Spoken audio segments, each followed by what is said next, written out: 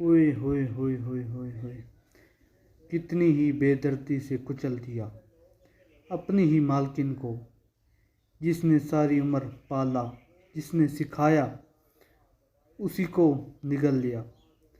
मुकम्मल वीडियो आपके सामने आएगी, एक दफ़ा देखिएगा।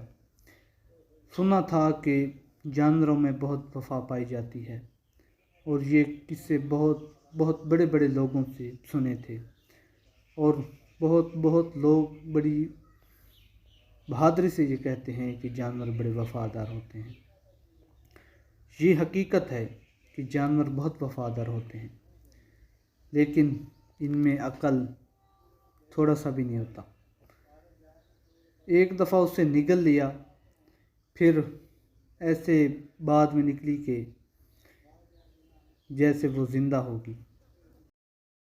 जो लोग भी जानवरों को वफ़ादार मानते हैं, ये किस्सा देखकर हकीकत में वो अपने आप को गलत ज़रूर समझेंगे। एक दफ़ा वीडियो को शेयर लाजमी कीजिएगा, क्योंकि बहुत से लोग अब भी जानवरों को इस तरह मानते हैं कि जिस तरह इंसानों से भी ज़्यादा वफ़ा होती है जानवरों में।